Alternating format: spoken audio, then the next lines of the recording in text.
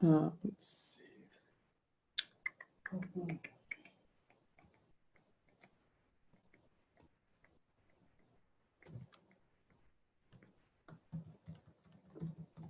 And you would think that like things would have been easier because you and I didn't have class on Tuesday, but not really any easier, you know? No. It smells like a shit show right now.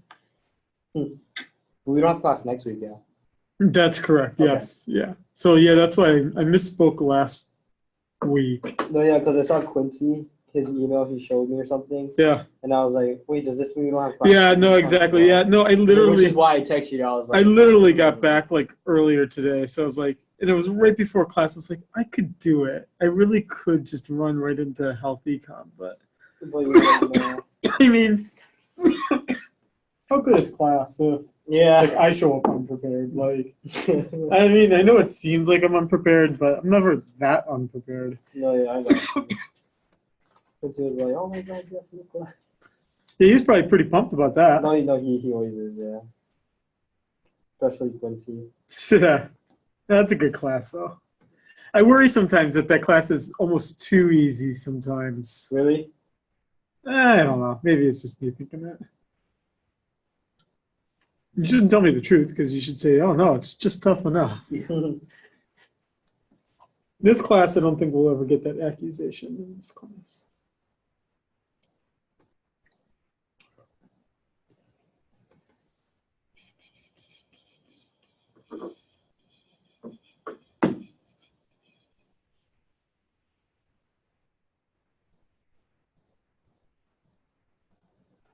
Share.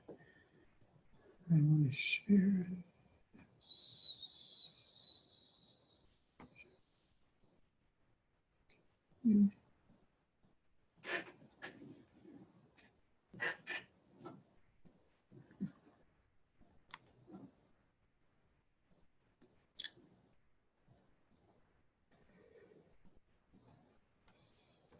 Okay, so I have to remember here. I think we stopped right there. Is that right?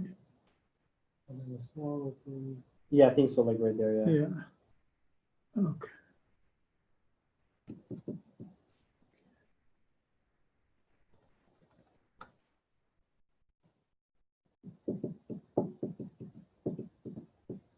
Give everyone a few, I'm gonna get two more, see if anyone else comes. Hey, Shiny, I have Yeah. a question about the managerial Yes. economics, the paper topics. So like if I'm looking for a topic for the paper, is it just like any microeconomic type? I can give you a topic if you want one. Sure. Okay.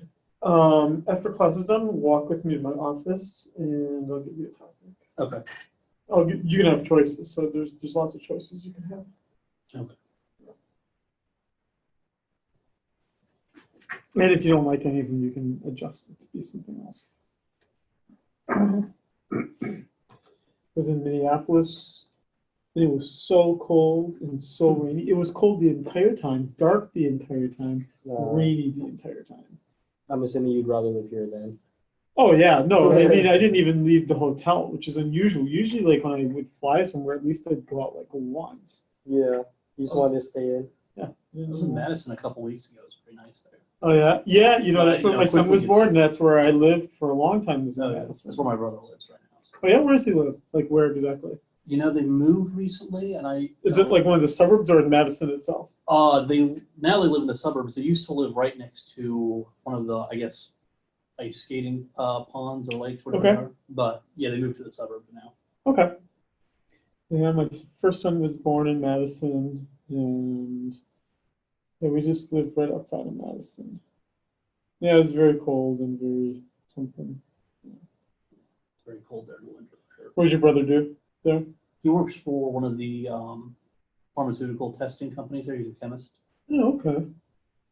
Yeah, they've got a lot of those kind of jobs. Plus, Google has like a little office there too in Madison. Mm-hmm. Yeah, he went to the University of Wisconsin. Okay, you went to Madison, yeah. Yeah. We went to Target there. Have you seen that fancy Target they have there? They have a really fancy Target. Oh, I don't think I've seen that. She didn't get there. Yeah, okay. Okay, so we're actually not going to need the whole time today because we covered about half of these slides last class. And I'd prefer not to jump 2 topics in a single class just for continuity's sake. Okay, so I got to make sure here. Sorry, I have to make sure that it's actually recording the audio.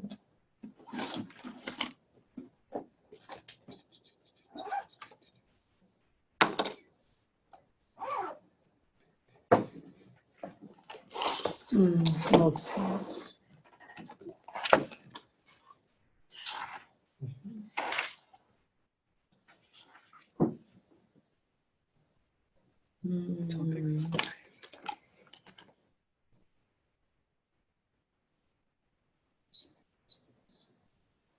Well, some people can hear it if they can't.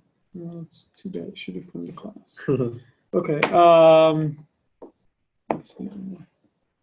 Sympathetic person. Okay. So last class, what we were trying to understand was this idea that in the classical model, which is the model that we're kind of working through, in the classical model, S always had the equal I. So savings equaling investment, that was the equilibrium, and it provided us equilibrium in the goods market, and it provided us equilibrium in the money market. So basically all markets reached equilibrium by savings equaling investment. And what we did last week, before I had to leave, we just tried to motivate that discussion of how this all changes when the economy is an open economy. And basically the way that it changes is that the international sector can make up the difference between savings and investment. So this savings is domestic savings, this investment is domestic investment, and that exports can make up the difference between the two, because there can be a disequilibrium in the regular market. And that's what we're seeing here. So in this right here, what you're seeing is that equilibrium is not being reached in the markets domestically. Rather, the world interest rate is the reigning interest rate. And it then influences, I guess would be the best term, it influences the way that the money flows. And so the discussion I sort of made here, or the conversation I sort of had last week, was that money will then flow to wherever the world interest rate is higher. In this example right here, you can see that the domestic interest rate, R subscript C, is lower than R exponent star. And the reason why then money flows into this market, right? Because you hear at that world interest rate, you have more savings than investment. Makes sense because, right, the interest rate is higher, right? So more savings would prefer that, and less investment would want that high interest rate environment. The difference has to be made up with net exports. And in this case, what you're seeing here are net exports, meaning that the exports are greater than the imports.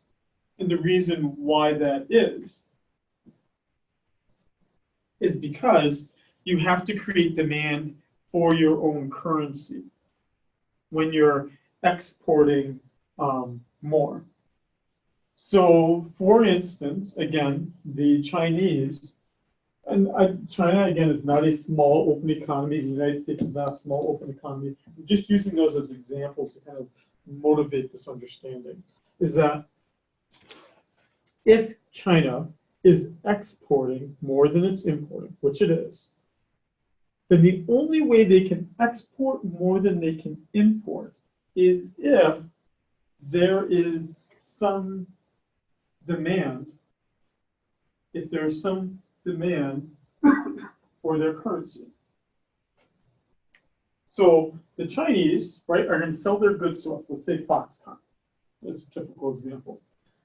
Foxconn, despite its global operations, needs to get paid in yuan, Chinese yuan, because their suppliers are Chinese, they pay their employees, they pay their investors in yuan.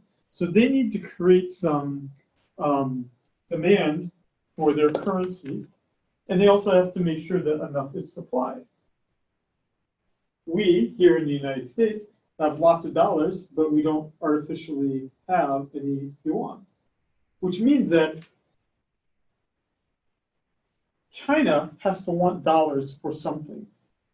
We obviously already know what we want yuan for, buying all these extra goods.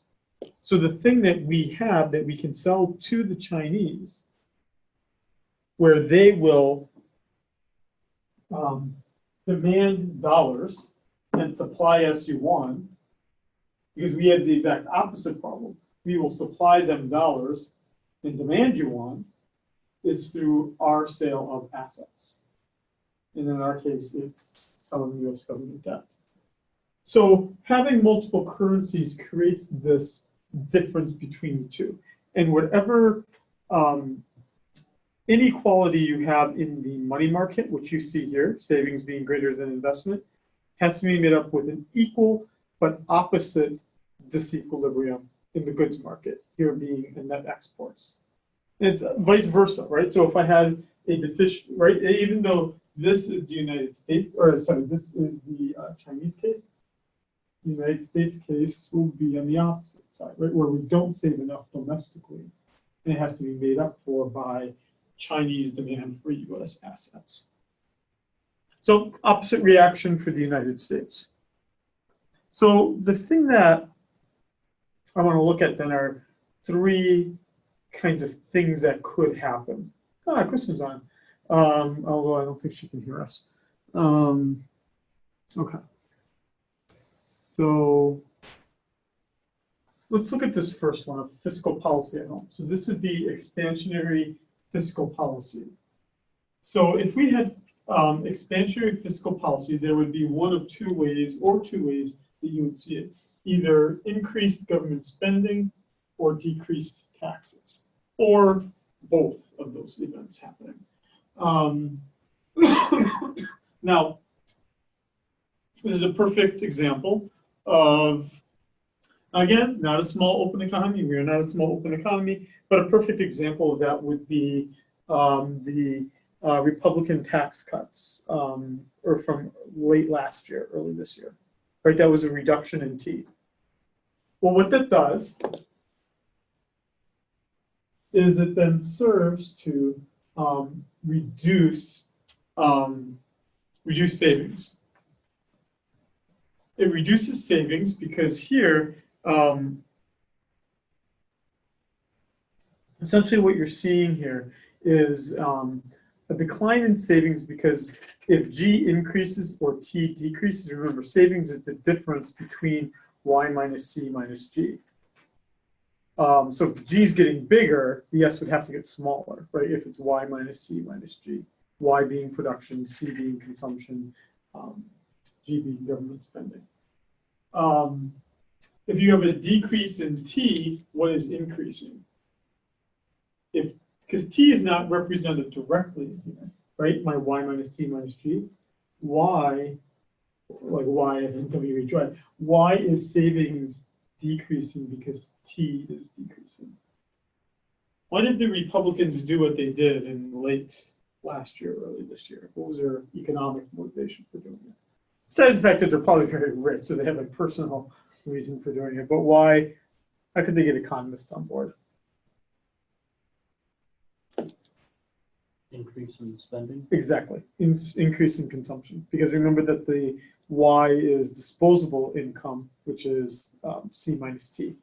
So if the minus T part is getting smaller, then the disposable income is going up.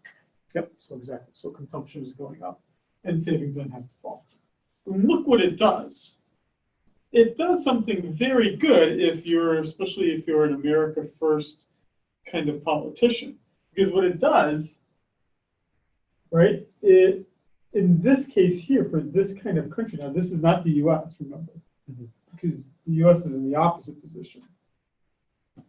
But if we were in that position, which we are for some other countries, it starts to challenge the difference between the two. So that what we say, hey, I saw you on there, and now you're over here. How was your sister's visit last week? Did she give a good rave reviews? She was like, wow, this college is easy. I'm totally gonna. Actually I'm interesting. totally gonna take college classes. I understood 60% of that. See, and you were like, damn it, I only understood 20%. Okay, so what we're seeing here is that actually the difference between the two will get smaller. So it actually hurts China, right? Which is kind of Trump's kind of reason why he's doing things anyway, right? He wants to make China grumpier, and that is actually what it does. So if it reduces then net exports, China is going to get grumpier because there's going to be its products are going to become more expensive because the Chinese yuan is going to change in value as well. And so we can see that in this little experiment here with fiscal policy at home, the difference between the two net exports actually gets smaller. What does T stand for again? Taxes. Okay. And the increase in G or the decrease in T is just one of two ways of achieving expansionary fiscal policy. Okay, so that's one small way of looking at this. And again, you can do the opposite reactions. What does it do for the United States, which is the opposite? Hey, look at that. What does it do for this over here, if we were in the United States instead? It's the United States that actually makes the trade deficit bigger. So it actually hurts Trump in that way, but it hurts the Chinese in another way. So maybe it's horse piece, I guess. What would they say? So look at this here. So this is just a way of kind of seeing how this looks here. So we could look at net exports in the federal budget deficit, which is it's not exactly a great way of trying to indicate where there's expansionary or fiscal policy, but we know in general that we had expansionary fiscal policy in the early 2000s under the Bush administration, and that was associated with a trade deficit that got bigger, which is what we should have seen and what was predicted. So it's a perfect example, right? And see it right here, again in the 80s, under the Reagan administration, expanded government spending, increased size of the deficit. This would be, this one you can't really look at this. This one's not that accurate. Yeah, because this is inflation. The reason why that's not accurate is because of inflationary forces. It's hard to, it's not, this isn't, I don't think in real terms, I think this is in nominal terms. But these are two pretty good examples here. It should be deviating stronger and deviating stronger. Oh, I know why too. You can't do this very well because we were still under the gold standard before 1975. And having a gold standard alters all this. But it's a perfect example. That's a perfect example of the two. Then you see during contractionary fiscal time periods that the trade deficit, in some sense, starts to ease to some extent. Okay. Now, what about other countries imposing fiscal policy? So the way that you're going to see this, the way that you're going to see other countries expanding their fiscal policy is by the world interest rate going up. So the reason why the world interest rate will go up when other countries engage in expansionary policy is because in those other countries, money is going to become scarcer, which is why the world interest rate will go up. The world interest rate will go up because people will either spend more money, which would mean that the money market, the interest rate would have to go up, or if the government spends more money, then there's going to be less savings, national savings, which would mean that the interest rate would go up. So again, what you're seeing here is that there's no change to the domestic interest rate. It's still where it's always been. But or comparing it to it, again, the reason why we get net exports is that there's a different, and this is key what I'm about to say, the difference, the way that you get net exports is that there's a difference between the national interest rate and the world interest rate. And now we're basically just saying that that difference became bigger. So it's actually really simple to see that if other countries engage in expansionary fiscal policy, like China is right now, again, China not a small open economy, but this is exactly what it is doing right now, is that it raises the world interest rate and thus expands the size of its net export, which, if you're China, is exactly what you want to do, right? Because you're trying to support state-run industries that are producing the goods that are being exported.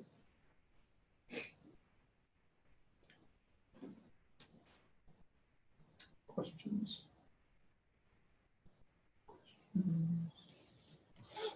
So, what should we then see, right? That if I instead find some way to stimulate investment demand, right? So here's my existing market, world interest rate, R star, level of net exports, savings, and investment. Then if I shift this, right, by trying to find some way to stimulate investment demand, it then decreases the size of my net exports.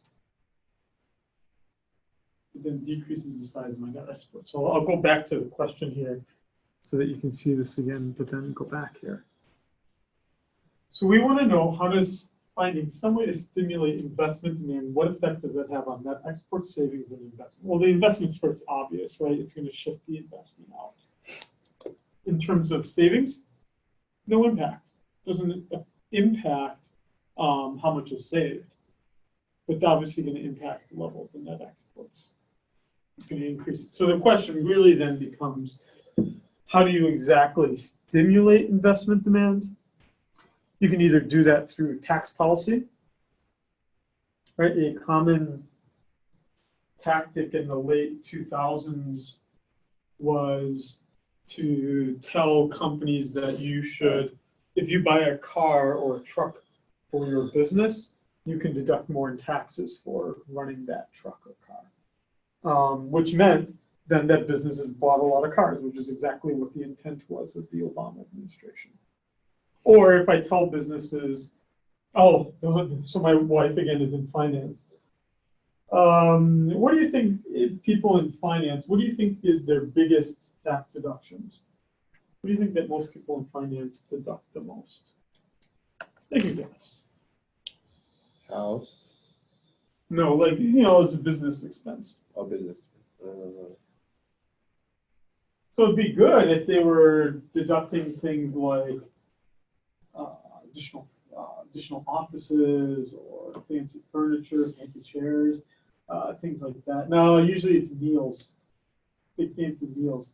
I can't tell you the number of receipts I have to go through. Roy's and Steakhouse. And, never submitted one for the factory though, so I guess you didn't take clients to the factory. Would you take a client to the factory or probably not? Do people take their clients to the factory? Sometimes we have business parties. But like people in finance? Yeah, people who do like business at the factory, no. Yeah, usually you have to. It's there for like enjoyment. Yeah, Yeah, you need to take people there for steak in a quiet room, and then while they're cutting it, you know, they're writing a check. I guess not at the factory. Okay, so you would stimulate this by tax policy. You would stimulate it by accounting rules, perhaps, because you could change the discount rate to depreciation rate. So you can find ways to stimulate investment. The problem with doing this is that it takes a really long time to get it to work through to actually increase investment demand, just because of the slowness at which businesses plan their expenditures. So let's look at then the nominal exchange rate. So that's quite simply how much we pay for our currency in terms of having the other currency, right? So that it takes what? I think a Canadian dollar is worth about 76 US cents. So that would mean that a dollar is about about 113, 1.13 Canadian dollars. Right? How many Canadian dollars does it take to buy a US dollar? It's not a joke. It'd be a very bad joke. How many Canadian dollars does it take to buy a US dollar? Or how many British pounds does it take to buy a US dollar? How many euros does it take to buy a US dollar? So with that nominal exchange rate in mind, what becomes a little bit more important is to get some understanding of the inflationary differences between the two countries. It's probably useful to have some understanding of the inflationary differences between the two countries. And so that's what gets us the real exchange rate rather than the nominal exchange rate.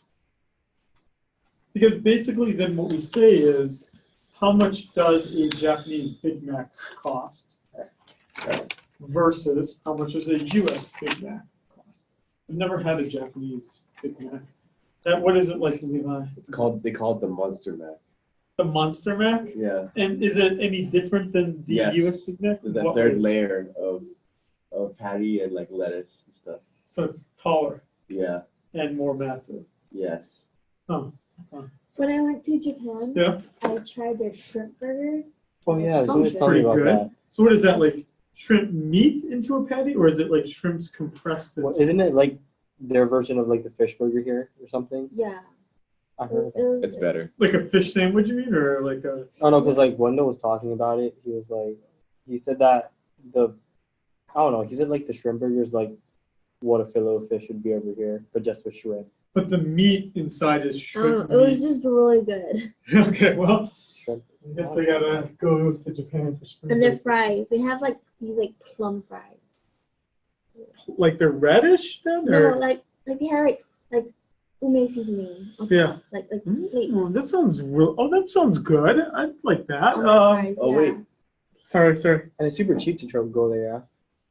I know to fly to Japan exactly, and I haven't done it yet. So Like Oh, right. 400. Well, right now is super cheap. Like, okay, you class guys is canceled can next week. I'm gonna go to Japan now. No, Actually, I wanna go to because Japan one That's why time. me and Levi, we just last month we Yeah. just booked our tickets to Japan For when? for December. Are we all going with you guys? I guess we'll all get some It's seats. cheap. It's cheap to go there, but it's not cheap to go like come back. I to guess I'll Hawaii. have to live there Yeah. then. Oh, that's fine. I'll just teach the classes in Zoom. Okay. So we would want to know now, as Levi just mentioned here, the Big Mac in Japan is different than the US Big Mac. Economists try to find ways to homogenize those differences. So instead, they might say a 12-ounce can of Coke, which gives me the sides of it, and the formula is pretty standard. It doesn't taste exactly the same. It would be pretty standard. Or like, is there a Japanese Happy Meal? Yes. What kind of toy did you get out of that bad boy? I don't know. I never bought it. Like Okay, Naruto. well, I'm gonna buy it. I'll tell you what it is. Or it might be like probably something anime related because there's like anime sodas over there too. Yeah. I love it. I had a Sakura soda too at McDonald's. I just wanted to try all the different things that they had. A Sakura soda. It was a Sakura soda. It was a cherry blossom soda. Oh wow. Okay.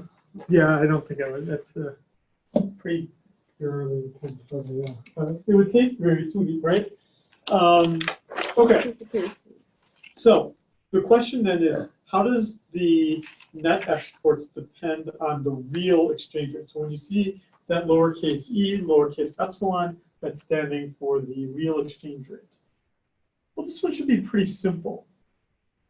Because essentially what it's saying is that if the real exchange rate goes up, the way that you would interpret that is that US goods are becoming more expensive relative to foreign goods. Now, the reason why that's important then is you're saying, let's just assume that the Japanese Big Mac is exactly the same as the US Big Mac in terms of size and all the things inside it.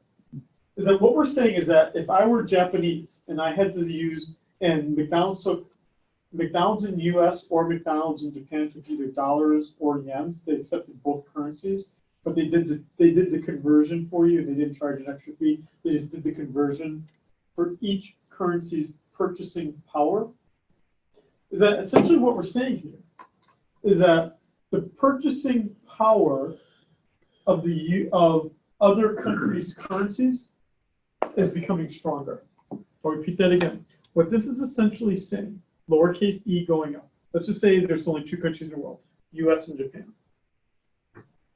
Is that this is saying that the purchasing power of the Japanese yen is going down. That the purchasing power of the Japanese yen is going down because it's taking them more yens to buy dollars. Because that's what lowercase e means if we just have two countries in the world, Japan and Not US. epsilon. Right, because we said, right, the real exchange rate was, right, goods in terms of goods. But assuming that Japanese Big Macs have to be bought with yens, US Big Macs have to be bought with dollars. If it's the exact same product, we're saying it's taking more yens to buy the US Big Mac. So, if people don't care whether they have a Japanese Big Mac or a US Big Mac, then obviously fewer people are going to want to buy US Big Macs because they're more expensive. Now, this obviously doesn't make a ton of sense because the Big Mac would be pretty bad by the time we got here, but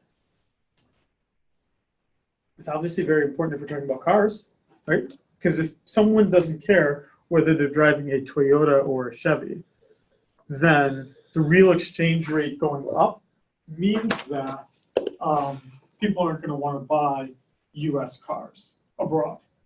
They're going to want to buy their own country's cars. So it's going to hurt US auto manufacturers to the extent that the dollar is becoming stronger. Right? It might not be that the Japanese yen is getting weaker. Right? It might not be that Japan is doing something that's causing their currency to become weaker. It might be that the US is doing something to make its currency stronger, which is actually what's happening right now. So if the if the US dollar is becoming stronger, that means then fewer people from abroad want to buy US goods because it's very expensive for them to buy dollars. And what do we all do as Americans with our very strong dollar? Buy foreign goods. Exactly. We buy foreign goods that are very cheap for us to buy because our dollar buys a lot of stuff. What is it right now? Canadian dollar, which is called the loonie. A loonie was about a decade ago had reached parity, meaning that it was about 1 Canadian dollar for 1 US dollar. And now, as I said, it's about it's a dollar, a Canadian dollar is worth about 76 US cents. So it means that the Canadian dollar has gotten weaker, and the US dollar has gotten stronger. Because now it takes only 3/4 of a US dollar to buy a Canadian dollar. Which means that our biggest trading partner in the world, Canada, is being hurt, right? By the, well, even though its currency is weaker, how do I want to put this? So the Canadian dollar has gotten weaker, which means that Canadians aren't going to buy as much. Canadians are not going to buy as much US stuff, but Americans are going to buy Canadian goods. lots of Canadian stuff. And so when we look at the biggest thing that we trade with the Canadians, it's primarily automobiles that we make in Ottawa, and it's oil and timber that we buy from British Columbia and Edmonton, And Alberta, beer. And what? And beer. And beer? Do we buy lots of beer from? That's so weird. Labatt, right? Isn't Labatt a Canadian? A lot of like beers that I look at that are like Asiatic beers. Yeah. They have a lot of brewing facilities in like Toronto, Canada. Huh. Interesting. Yeah. Which is just I've only been to Canada a few times, and the only thing I find annoying is that gas is in liters. Is it what? Is in liters, so you can't buy gallons of gas; you buy liters of gas. So what this means is that now we have another way of understanding what net exports are. That net exports are inversely related to the real exchange rate. That when the real exchange rate goes up, net exports falls. When the real exchange rate goes up, net exports falls. When the real exchange rate goes up, net exports fall. When the real exchange rate goes up, net exports fall. And again, if that's so, what that means is that it's not enough for Trump just to go around the world and say, we need to restrict this, we need to encourage this. He would have to then try to do things that help the value of the US dollar. And it's not just, you can't just say, oh, screw it, let the dollar be what it is. You'd actually have to try to find ways to have policies that would strengthen, or actually, I'm sorry, not strengthen, weaken the US dollar. You actually want a weak US dollar. So what do you think the chances are of that? I'm not picking on the guy, I'm really not, because I don't want his job. But, right, I mean, what are the chances that Trump, being the person that he is going to want a weak US dollar? Low. Right? Because the word weak, it's probably not in his language, right? So, but it's exactly the thing that he would want if we're looking at it from this perspective, right? Because a weak US dollar would mean that Americans would buy American goods out of some screwed up loyalty reason, right? They would buy US goods because they are cheaper for them to buy than other countries' goods. And a weak US dollar would mean that other people in the world would buy our stuff. Right? This is just I mean, in some sense, rather than saying America first, you should just say weak dollar. Because a weak dollar would do exactly the same thing that he's trying to do, except we don't have to tell people to do things for patriotic reasons. Instead, people would buy American cars if right, if the dollar was weaker. Now, this all gets screwed up another way. Because most Japanese cars aren't made in Japan, right? Most of them are made in the United States. My car, my Toyota, was made in California. The Honda I had before that was made in Canada. So it's not like, you know, my wife's Nissan was made in Mexico. So, you know, companies also don't want to be subject to this kind of thing that they can't control, meaning their country, what their country's currency is going to be worth. Right? Apple, same way. Amazon, same way. Google, same way. Dell, same way. Right? So that's why then those companies then say, you know what? I'm just going to, instead of getting Japanese yen, I'm just going to collect US dollars because I'm going to make the car in the United States. I'm going to collect the dollars for the cars I sell. And it's just going to sit in my US bank account under the name of Toyota. And if and when I bring it back will all depend on what the exchange rate is. So that's why a lot of companies at least then said, oh, geez, if exchange rate's good, but if I bring all this money into the country, I pay a lot of taxes on it. So then they didn't want to do it. Which was the whole thing about the Obama administration and then the Trump administration was one of the first things Trump did is he said, we won't ding you on your taxes, you know, company, if you bring over all the cash you've been keeping elsewhere around the world. To try to encourage companies to what they call repatriate their capital, repatriate their cash. It turns out that most companies didn't do it though. So what's interesting about that is that as a social experiment, what's interesting about that is that as economists, we then thought, well, the taxes were the disincentive for why they didn't bring over the cash. It turns out they didn't really care that much. For some reason, whatever reason it is, they don't mind keeping the cash in the other currency. Right? So most of Apple's cash is held abroad. Billions and billions of dollars. In fact,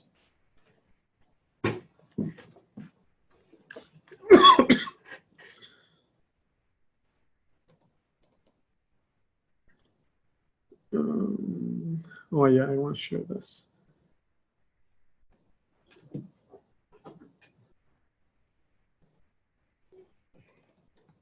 So Trump's tax cut thing was an attempt to have companies bring over their cash to America again Yeah, without having to pay taxes super hard. correct. So, but they didn't do what he expected. Correct. So, It wasn't just him. Honestly, a lot of, which made him look bad pretty much because he came under fire saying no, because no one cared. No one, I mean, no one. was like, hey, you're Yeah, no one did. I mean, I don't think anyone's calling him out on it. So Apple has the most cash abroad. So they have a total of 230 billion. This is as of last year, and 94% of it was overseas. So let's see. So that was in 2017.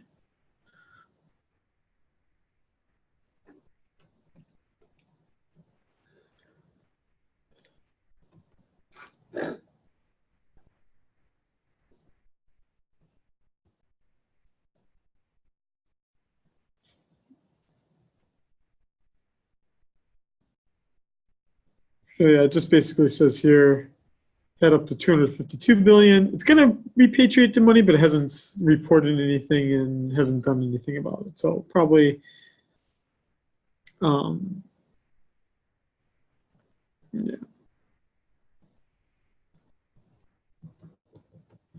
So look at that. I mean, $500 billion by 4 companies, basically. Apple, Microsoft, Alphabet, which is Google, and Oracle. But the bulk of that is Apple, which obviously sells its stuff around the world. Yeah. So, I mean, that's... So, yeah, I mean, even this kind of thing. I mean, if you look at this, so the red would be after Trump had passed the law. I mean, look at that. You don't see a huge drop-off in the cash held overseas. Companies are basically still just doing what they're doing. They're just, right? And there must be some other reasons for why they're keeping cash overseas. Now, these amounts are obviously less than the big 4, but still quite a bit. Okay.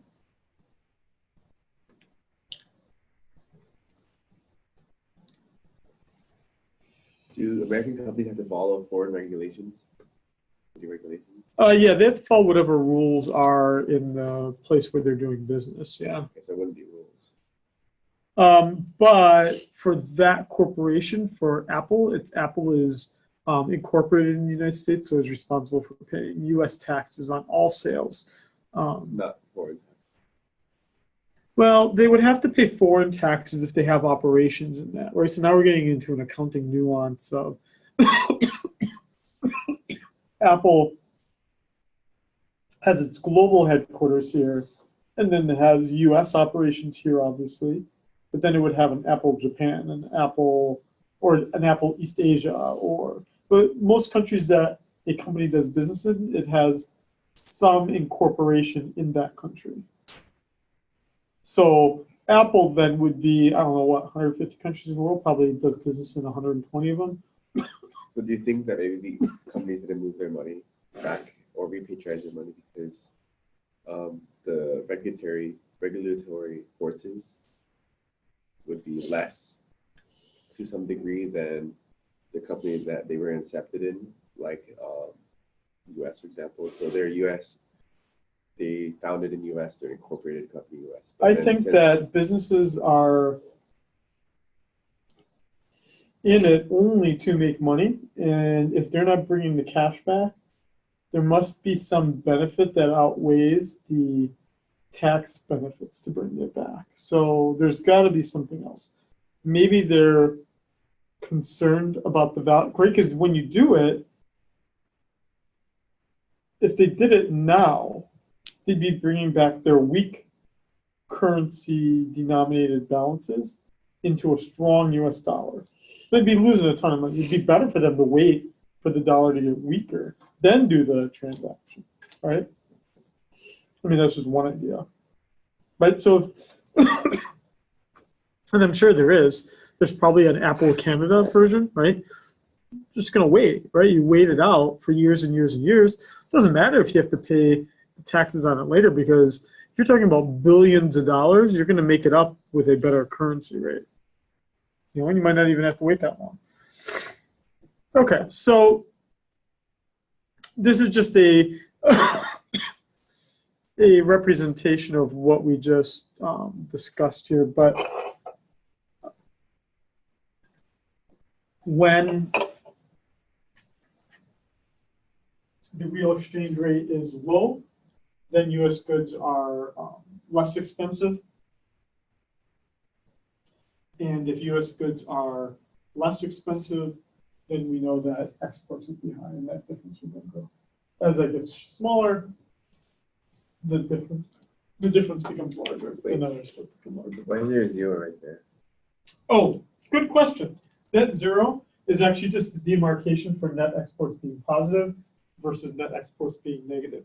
Because you could imagine that in the case of the United States now, the way that it is right now, that it's higher, right? And that's contributing to our trade deficit right now. So right, so the difference on this side, anything from here over would be a trade deficit. Anything from here down would be a trade surplus. Exactly. Yeah. Where the real exchange rate, yeah, and the net export, Mhm. like intersect. Yeah, where there's equilibrium. Oh. Yep. I see. These What is are that axes. Point. Well, that would be the only uniqueness about that point would be that you're neither at a trade deficit nor a surplus. That would be, that would be unusual. It'd be unusual because more or less kind of like what I indicated last week, there has to be a counter country for every net exporting country. There has to be a net importing country.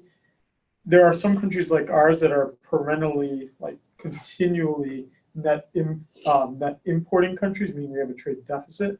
And there are countries like China that are always net exporters, meaning they have a trade surplus.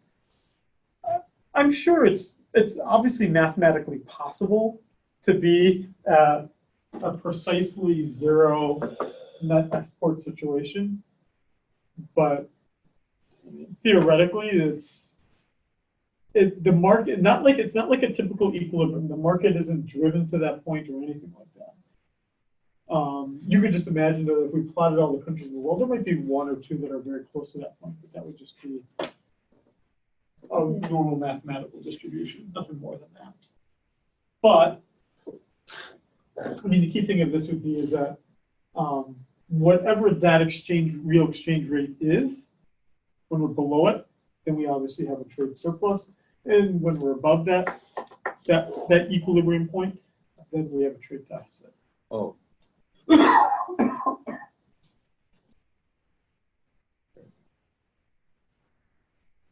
that's, wait, what is this? Exchange rate? That point is the exchange rate where we would have neither import. Yeah, if we put that equilibrium in there, yeah, we would have neither a surplus nor a deficit. We have neither a trade surplus nor a deficit.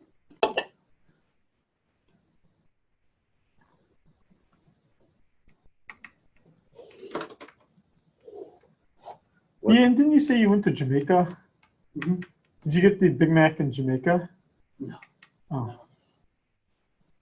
I like going, my wife makes fun of me for going to McDonald's when we go overseas, but I don't know, maybe it's homesickness. I like different foods, but I just, like the chicken McNuggets in London are fantastically great. Really? Yeah, they're very expensive, but they're fantastically great. Yeah, I eat the McDonald's like every day when we went to Spain. It was really good there. See, exactly.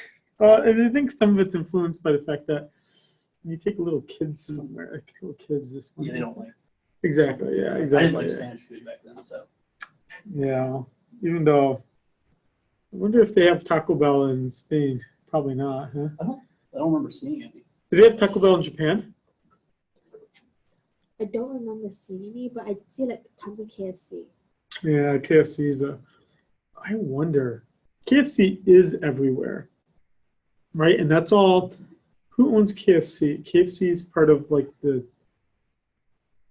Yum Brands, isn't it? Yeah, it's owned by Yum. So I wonder, because Yum Brands probably has more, collects more foreign currencies than probably anyone Yeah, I else. saw KFC in Philippines one time too. And then the Philippines, right? The classic one would be Jollibee. So the question would be, is Jollibee here different than Jollibee in the Philippines? From what I heard, I know my cousins and stuff, they like KFC more. I No, guess- but Jollibee in Hawaii versus Jollibee. Oh, in Jollibee in the Philippines is way better to me. See? And then I know McDonald's there, they give like fries with gravy or something. With like hamburger, like a hamburger. You know what? This is gonna sound with, like, really strange. fries. But anyone want to take a guess when the last time I went to a KFC was? I still remember because I've only been to one once. One of the KFC ones. Yes, I've only been to KFC once, and I was Weird. 7 years old. So it was about 36 years ago. 35 years ago. Why? Is there a particular reason? I just like the other choices: Taco Bell, McDonald's, Burger King, Wendy's. I also don't like meat with my bones. Bones with my meat. So you eat like bony chicken wings. Yeah, I don't like that kind of stuff. So here's the United States, as I kind of indicated here. This is the U.S. situation right now, where the U.S. dollar is very strong. That's what we mean when we say U.S. goods are expensive. We say the U.S. dollar is strong. Why is it strong? Because it's buying lots of other countries' currencies, a lot more of each other countries' currencies. So if the U.S. dollar is strong, then Americans buy more foreign goods, and individuals abroad don't want to use all their money to buy the U.S. dollar to buy our goods. So the trade deficit gets bigger.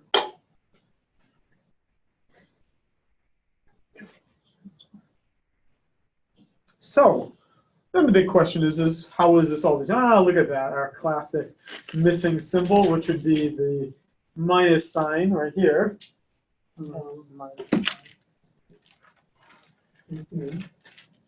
Okay, so what do we know? We know that net exports equals savings minus investment. And what we know still is that the savings depends on, right, our y minus c minus g. But the way that this chapter was different is that I was no longer just equal to S, rather I was now determined by the world interest rate, R star, not the domestic interest rate. So what that means is that the equation then for net exports, which is a function of the real exchange rate, so net exports as a function of the real exchange rate must be equal to our fixed savings, which is a vertical line based on domestic factors, minus investment, which does adjust based on the world interest rate. I'll read that equation again. What the bottom equation is essentially saying is that net exports as a function of the real exchange rate is equal to savings, which is fixed. It's fixed because if we look at y minus c minus g, all those factors are largely fixed. So if it's y minus c minus g and output fiscal policy variables, all those things, savings is fixed. It can adjust if we adjust things like fiscal policy, right? That was our first experiment in this case. But for the most part, savings is fixed. Savings minus, so the minus sign is missing here, savings minus investment as a function of the world interest rate. And that right there is the thing that adjusts. So what is it then that's making the US dollar strong? Why is the US dollar so strong? Because the world interest rate is lower? Exactly. Because the world interest rate is lower. Yeah, money our interest rate is higher. is than the world interest rate. No, ours is higher than the world interest rate. Yes. Yes, correct. Okay. Yep. That's the only way it can be like this. So the reason why the US dollar has become particularly strong over the past 2 years is that other countries decided to continue their expansionary monetary policy. So the European Central Bank is still at the original crisis level interest rate of less than 1%, whereas ours is now much higher. And the reason why the Europeans have done that is largely because they have an inflation target. And as long as they don't have the inflation, they have no reason to change the interest rate. We also don't have the inflation, but we don't have an inflation rate rule that requires the interest rate to be linked to the inflation rate. We can make the interest rate whatever we want. We don't have any monetary policy rules like that. So exactly correct. The reason why the US dollar is so strong is because our interest rates are higher than the world interest rates. So if you were Trump, you would want to do all you could to weaken the US dollar without saying that that's what you're doing. And a good way to do that would be to tell Chairman Powell of the Federal Reserve, don't raise the interest rate. Because you're only going to the extent that Chairman Powell of the Federal Reserve raises the interest rate, US dollar only becomes stronger.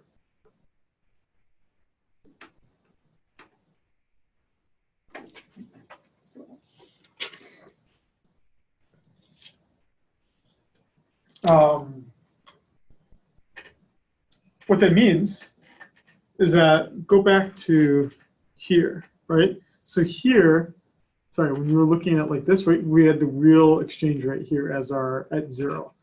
So what if instead we re-represented this? What if now instead, so now look at the vertical line. What if we now change this so that net exports is still on our horizontal axis, but now we have the real exchange rate on our vertical axis. So does that mean everybody's trade surplus? No, what that means is that you're now going to be looking for the equilibrium. So let's just go back to the two pictures so you can see the difference here. So here, we didn't even have a vertical axis. We just had a horizontal axis of trade surplus or trade deficit, with the real exchange rate determining that difference between the two at 0. But what if I then say that savings and investment, savings minus investment, so the minus sign is missing again. Obviously, savings minus investment does not change based on the real exchange rate. There's nothing in S minus I that is a function of the real exchange rate. Right? The real world interest, the world interest rate is affecting the I, and the S is completely fixed by domestic circumstances. So all of that is oblivious to the real exchange rate. That's why it's vertical here. And then we have my net exports, which are a function inversely related. So that's why this is downward sloping. This is downward sloping because when the real exchange rate is high, net exports, right, are low. And when the real exchange rate falls, net exports become higher. Which means this right here, the real exchange rate then is adjusting. And how is it adjusting? So this is where you're looking for the equilibrium. Now we can say that the real exchange rate is adjusting so that the net exports, which are a function of the real exchange rate, are equal to S minus I. Right? Again, have the negative sign there. S minus I. So this is where you'll want to look for equilibrium. And it will always be an equilibrium. The real exchange rate will always be in equilibrium here.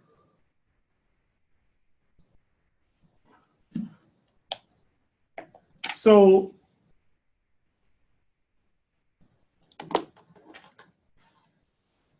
I can do things that can adjust the S minus I, the vertical line, but I would have to do like fiscal policy or things like that to adjust the whole vertical line.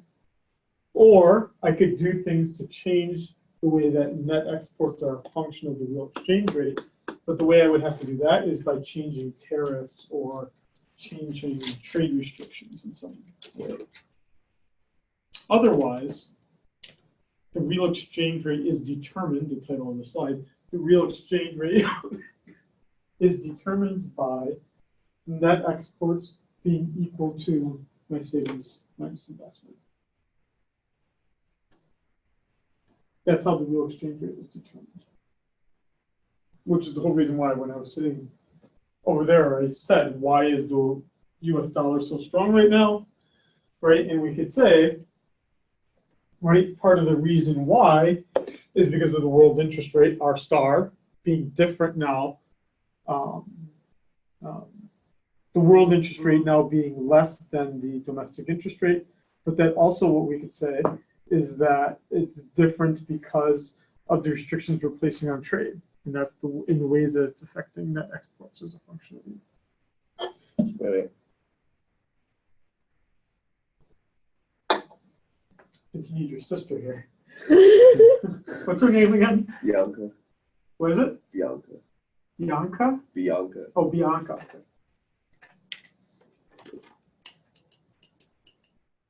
Was Levi, Bianca, who else? Do you have other siblings? Oh, and one second. So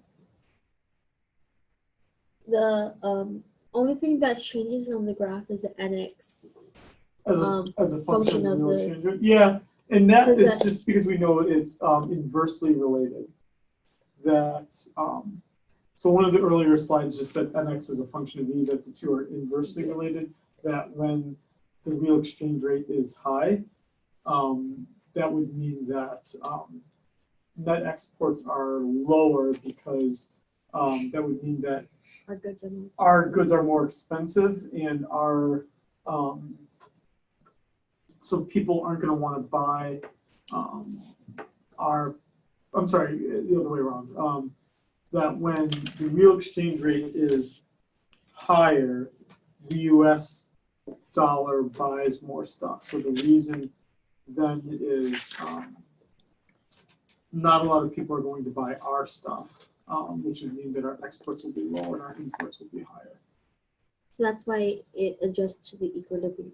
Exactly. And now this, and Levi, I think I might know what your point of misunderstanding is. This net exports, don't think of the vertical line being where net exports are zero. It could be a negative number already by that point, because if the real exchange rate was really high, that net exports is probably a pretty big negative number just to the left of it, right? So like, so this is probably a pretty negative net exports. So this is probably a negative number. Is that maybe what you were thinking or questioning? Well, I'll just leave out the earlier equation. NX As a function of E? is a function of E equals S bar minus This right here? yeah, this right there. Yeah. So that's the point, right? That's the equilibrium point pretty much. Correct. Yep, that's the equilibrium So- point. Yep. And you see here as this But says I'm right trying to here. understand what so that means that those things on each side of the equation are different things or different concepts to think about, right? Exactly. So how are they? I'm trying to figure out how are they different and how they change. Okay. So if you go all the way back to topic 2, that was where we determined this, S bar. And S bar was determined by the classical model where S equals Y minus C minus G. Because, well, technically I equals Y minus C minus G, but S equals I. But then we made it an open economy. Now it's no longer S equals I domestically isn't important. Rather, it's S minus I as a function of the world interest rate, R star. That equilibrium, so this was topic 3, if I'm not mistaken. So topic 2, topic 3, now topic 4. So now we're saying that topic 2 minus topic 3 equals topic 4. So we have 3 models going on here. And that basically what we're saying is that, I'll be cautious how I say this, so just think about it before you write anything down. Disequilibrium in the goods market I'm sorry, disequilibrium in the money market. Disequilibrium in the money market, which is what this is right here, right? S minus I. Unless it equals 0, it's probably going to be a negative or a positive difference. Net differences in the money market equal net differences in the goods market. Going all the way back to topic 2, before we had an open economy, goods market equals money market. Same is true here, except now you can have net differences in individual countries as long as you have another country that has the exact opposite difference. So we're looking at everything equaling globally. Exactly. Yep. Okay. Yep. So what changes? Sensitivity is fixed because we're looking globally, not domestically. So we're going to Correct. fix that. The only thing is that okay. So what changes the money market is the world interest rate. What would change? So this is the other side looking at goods. What would change that again? The goods market? So what would make that shift or changed on that diagram? The real exchange rate. Real exchange rate. Again, it could temporarily shift if you change like trade policies.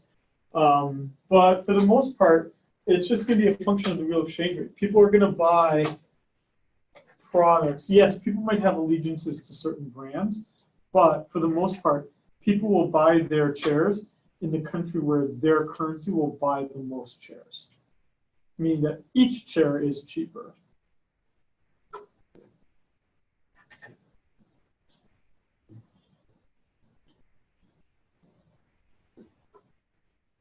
And that's what, again, what you see here in the tannish box, is that then it's the real exchange rate that's adjusting so that net exports is equal to the net difference in the money market, or what they would call the capital outflows. Okay. So, what time is it? What time is it? 5:04. Perfect. Okay. I'll go for about 10 or 15 minutes. Total How was break your time. flight, by the way? What airlines did you fly? I flew an American, and I tried to be really cheap about it. So I was really cheap about it. Take a guess of how much I paid in total for my ticket to Minneapolis and back. And back. $500. $386. So that's really cheap there and back. Like it was $186 there and $201 back. So I guess it was $387. For some weird reason, it was cheaper to buy 2 one-way tickets than the round trip ticket. I don't know why. That was the only odd thing economically. I bought the. Yeah, I don't know. The university is just trying to save your money, I guess, which is okay. But you know how airlines now have like basic economy? So the university rule is we buy you the lowest fare ticket no matter what class it's in. We just pay for the cheapest thing. But now basic economy now is the cheapest fare. So it does suck quite a bit to be in basic economy. Basic economy means you still get like the drinks that everyone gets. You still get to bring a carry-on bag like everybody else. But you don't know where you're going to sit until you check in. And you board the plane absolutely last. So my entire flight there and back, I always got on the plane last, and I was always in a middle seat way in the back of the plane. So... I mean, I don't know. I mean, traveling by myself, I don't care. If I was traveling with my wife, she would have cared a great deal. So, you know, I'd like to say I'm just trying to save you guys money, but honestly, I probably would have paid the $50 extra just to fly. And I could have. I had that option. I did have that option. But for me, the marginal benefit is not enough. I wasn't willing to pay $50 to pick my seat and not sit way in the back. I don't care. I'm not talking to anyone anyways. That's just how I feel. Yeah, do you have a question about the flight? No, I have a question about this. Sorry. Okay, so 2 questions just came up to me when I was thinking about this. So first one. About this picture or the other picture? The other picture, related. Right? They're both. But I haven't talked about this one yet. Yeah, the other picture. So the epsilon is every country has their own epsilon, right? Pretty much. The exchange Every rate. 2 countries have their own epsilon because you have to buy another currency with it, another country's goods. Oh, okay.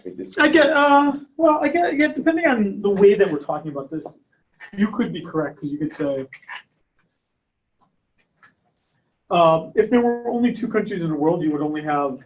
I don't know. Actually, you would have 2 epsilons. No, every country does have its own epsilon. Yeah, I'll have to agree with you on that. Yeah, because you would say if only Japan and U.S. existed, then the U.S.'s epsilon would be number of U.S. Big Macs it takes to buy a Japanese Big Mac. So this is pretty much between 2 countries, Exactly. but we would have to and again, lowercase epsilon, which is what this is, means I'm using goods to buy goods, not currencies to buy currencies. Okay. Because if I use goods to buy goods, then I'm controlling for inflation. Okay. So does it only work for barter economies? Well, it's not really barter, but you're kind of just saying if the 2 goods were exactly the same, it was 2 12-ounce cans of soda, you wouldn't care whether it was made in the U.S. or Japan. At some level, you wouldn't care. And so if you don't care, the only reason why you buy it in one country or the other is because it is cheaper, relatively speaking. So every time country does trade with a different person, the epsilon would change. Yeah, it would change. And whenever epsilon adjusts, right, it's always adjusting in order to make sure that nx of epsilon equals s bar minus I of world interest rate. Correct. So that's the only reason why they would adjust that pretty much. So just to make sure that equation is always true. It has to be true. It has to be true. Yep.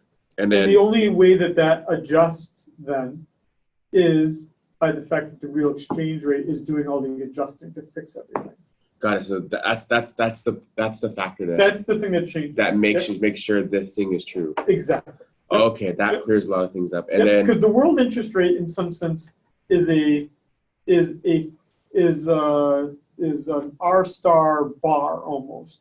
It's a horizontal line rather than a vertical line because I think I had it in something like this over here, right? It's just a horizontal line because the world interest rate is determined by world monetary policies that are outside of control of the market. So R star is fixed, even though we don't draw a bar over it. See, that was my second question. So what determines the R reason star? why we don't put a bar over the I is because, as you can see here, well, you actually don't see it here, but I does adjust based on the world interest rate. So as the world interest rate gets lower, I does get bigger. But R star itself, once it's determined, doesn't change unless I change the money supply or the money demand. But as long as the money supply and the money demand is fixed, then R is fixed. So you can see here, yes, the R can change. As you can see here, the R can change. But once at a moment in time, we know what the money supply and money demand conditions are, and those money supply and money demand conditions give rise to R star at some moment in time. And once that's established, that difference between S minus I gives us this NX. So then the question is, how is that level of NX determined? Well, you can see here, it's just the horizontal distance between the two, right? But if we start changing the axes labels, and now I just say, so think of it this way. What if I said, what are all the possible ways where I get equilibrium? Because all the possible ways that I get equilibrium would be where S minus I equals NX. So we could imagine drawing a bunch of different S minus I's for all the different world interest rates. And you would get, as a result, all the different equilibrium points, which would give you all the different real exchange rates. Oh. Right? Seen another way.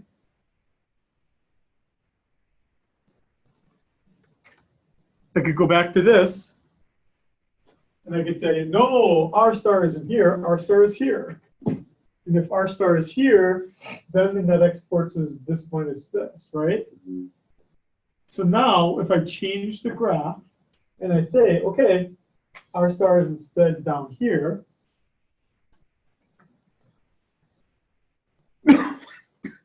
then This thing Yep. gets bigger. then this S minus I R star changes. Goes that way. Exactly. That way. Goes, Because R goes went down because it was stretching R from S, so that means it goes that way. Yep. Then, but that's uncontrollable, right? We can't control that. No one decides to lower R star. It just happens by itself, Well, right? we're saying this is true at a moment in time. Because you can adjust R star. And the way that you would adjust R star is by having your central bank in your country adjust the money supply or try to influence money demand. Okay. And But for this moment in Is time, R star the world though? the world interest rate. Yep. so it'll have an effect. But it would have an effect because then if all the countries in the affect world. exchange rate. Exactly. And if all the countries did it, then obviously the world. It'd be a bigger impact. Everyone Yeah. agreed to do it at once. Yep. Okay, and then okay, whoops, that changed that shifted to the right. So Correct. now we got to make equilibrium no matter what. So we're gonna go ahead and push epsilon down. So here's the that best way to down. put it. You could just imagine, you could have this exact same graph. Oh, this is where we need, who was drawing, were you drawing it the last time, Cash? No, that was him. Oh yeah, Levi, when you were drawing it. Right, so you could imagine just drawing all the scenarios here where S minus I. Now again, when it touches the NX, that's how you know it's an equilibrium, right? Because we know right there, equilibrium is NX equals S minus I. But you could say, no, the R is instead this amount versus this amount versus this amount. So you can imagine lots of different possibilities drawn here for R's. So you can make your life easy or to understand if you just said, if you called this like R1 or R2 or R3, and then you draw another one and make it a different R, and another one and make it a different R, et cetera, et cetera. Got it. Okay. Got it. Okay. Now I completely understand that. Perfect. Okay, so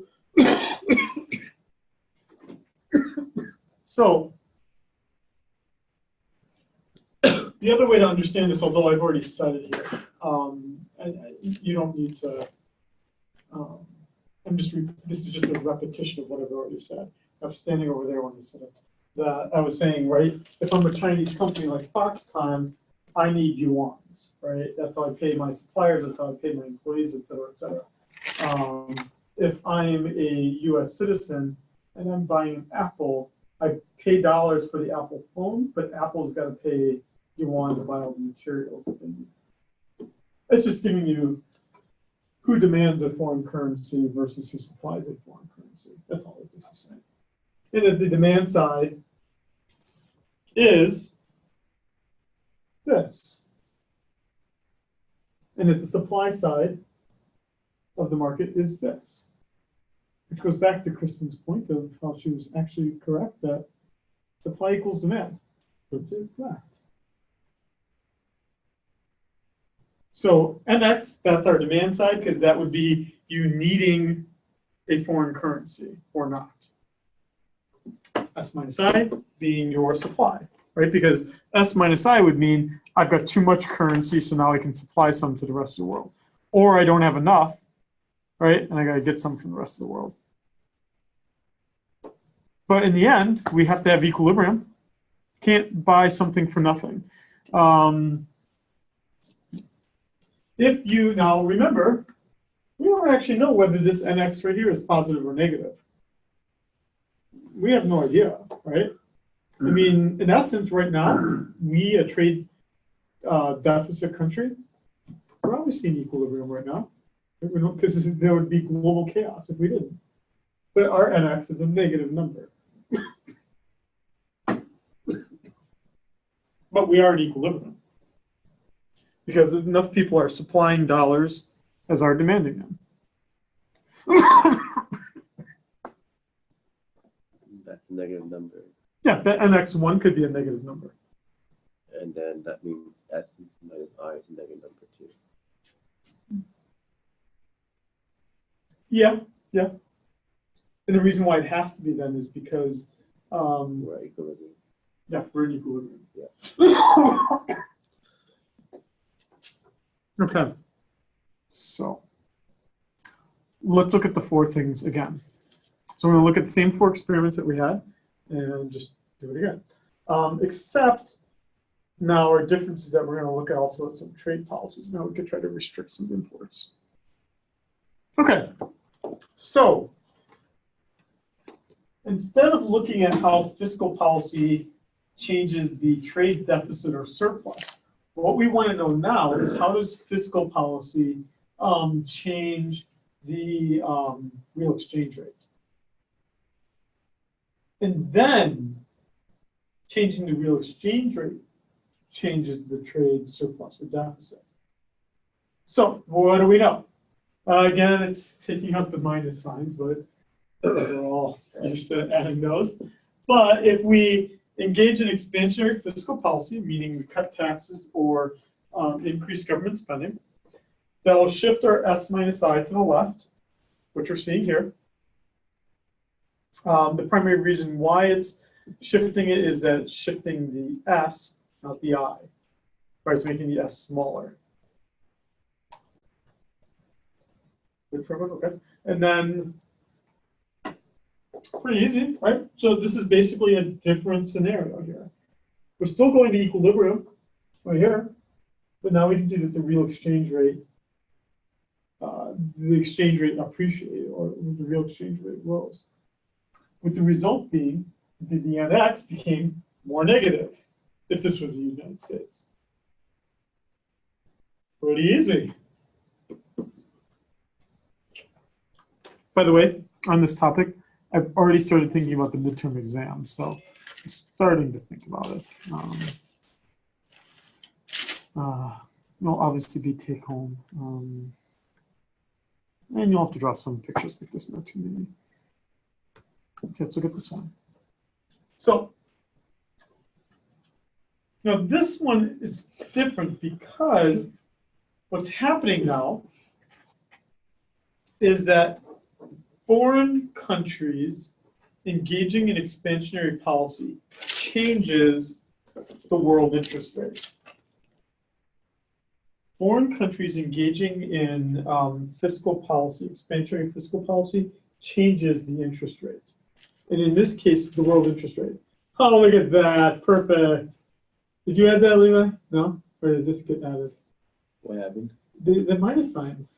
Minus signs there. Yeah. Oh. They put in there. Do you put in there? Yeah. Perfect. Excellent. That's good. So, yeah. So as the fiscal policy is expansionary abroad, what that does is it raises the interest rate. It raises the interest rate because money is more scarce because people aren't going to be saving as much, right? And there's more spending going on. Government's not saving as much. People aren't saving as much. Interest rates have to rise to reflect the increased scarcity of money. And the net result of that is that the real exchange rate then falls, decreases, or the country's currency becomes weaker. And the net result of that is that net exports rise, or at least becomes a smaller negative number, right? Which would explain why the Chinese are engaging in this pretty cool plan called the Belt Road. It's supposed to be this like thing that's supposed to go all the way from like Beijing. You'd be able to like drive or take a train all the way to London. And it's supposed to reach like the Middle East and I showed this to a different class. I don't think I showed that to us, but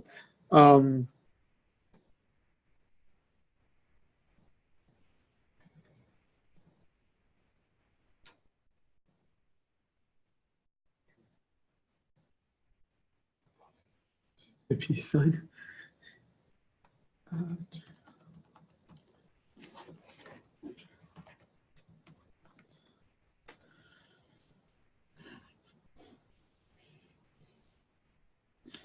I mean, look how cool that thing would be. It still goes from China. Look at what it would all cover. You could like drive or take a train all the way from here, all the way to Europe, all the way, I guess, taking the boats and stuff, but going all the way to Europe that way. That's a huge infrastructure project. Obviously, would cost a lot of money. Let's look at that. So this would be, yeah, Silk Road, Maritime Road, covering all the big bases. Very expensive is what it is.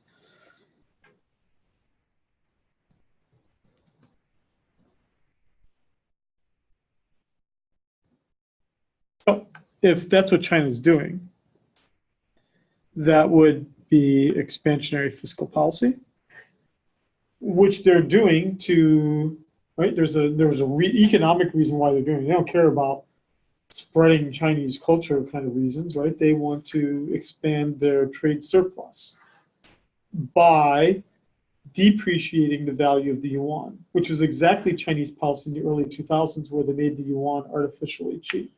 They can't do that anymore because now the Chinese yuan is a global currency, so they can't get away with that as much as they used to be able to. So, what if I do something to change investment demand? Come on, Kristen. There we go.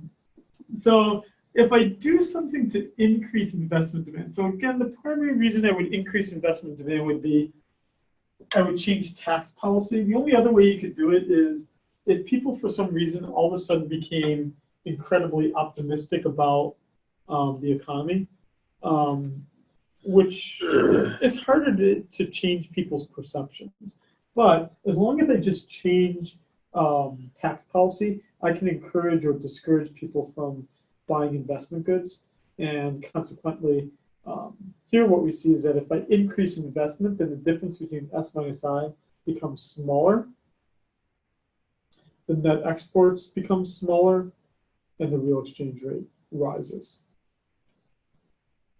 So again, what this does is it allows, all that I'm really doing here, all that you see that I'm really doing here is just changing the S minus I as a function of the world interest rates. That's all I'm doing here with these experiments so far. In the first experiment, right, I just changed the S. In the second experiment, I changed the R. Now I'm changing the I, which is a function of the R, which would then mean that what's the final thing I need to change? If I've changed now S, I've changed I, I've changed R. Epsilon?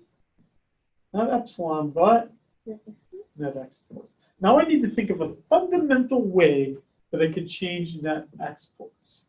And the fundamental way I can do that is through a trade policy that fundamentally shifts how people trade outside of the real exchange rate.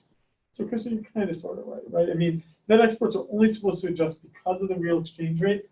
But what if I do something that fundamentally affects, like what if I say Canadians are bad? They always add U's and take out Z's and add S's. They talk strange. I don't think we should trade with them anymore.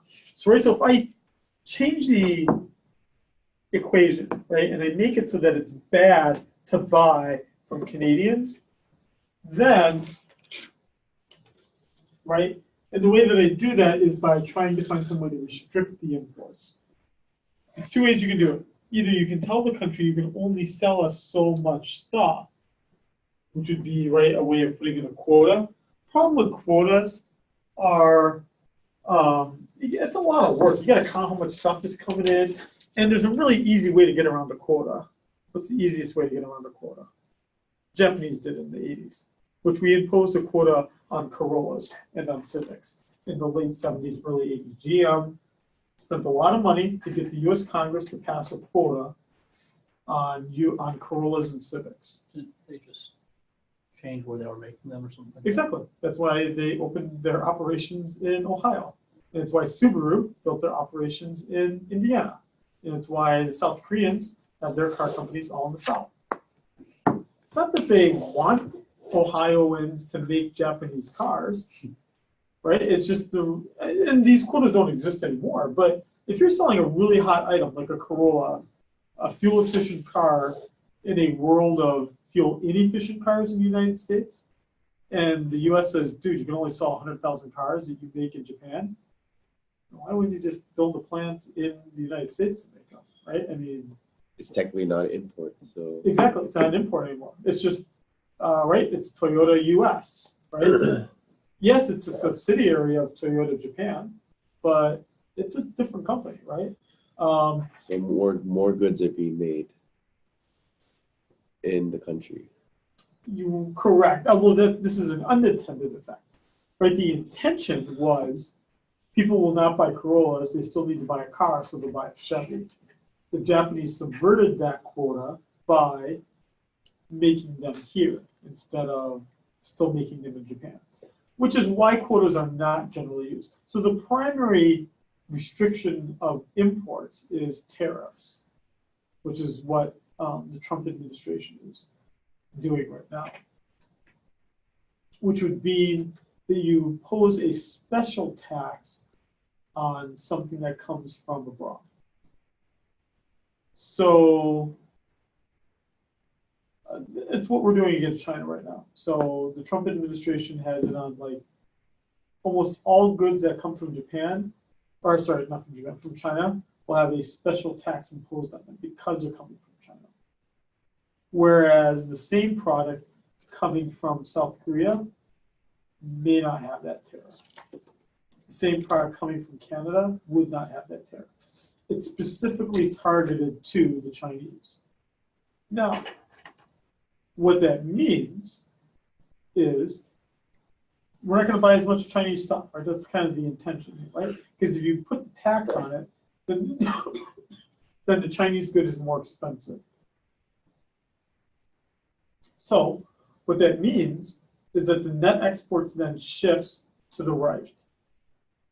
Because now it was like, oh, Chinese Big Mac versus US Big Mac. Big Macs from China now have a 20% tax on them. Or all goods from China have a 20% tax on them. So now, relatively speaking, all Chinese goods cost 20% more than they used to. Which means it's not the E that's adjusting, although it is. It's the NX part of it, which is kind of the fundamental nature of the net exporting function. So, the tariff reduces imports because you're not going to buy these now more expensive goods. Net exports increase. So in the Trump world, that's where it stops right here, right? When he's talking to the people that vote for him. Again, I don't mean this, I'm not trying to disparage it. I don't want his job. But it's useful because he is making this economic argument. He's just saying, America first, we should stop buying so many cheap Chinese goods. Let's buy more American-made goods. It's exactly what that looks like right up to there, right? What that means, though, is that it fundamentally shifts then the demand for US dollars. Because, right, in this case here, the demand for US dollars now has to shift. It's going to increase. Well, at least in the case of the US, we are obviously not going to supply our dollars to buy out Chinese goods as much as we used to, right? Alternatively, the Chinese are not going to be buying too many US goods, right? Because it turns out that our stuff is pretty expensive now for them. Why is our stuff becoming more expensive?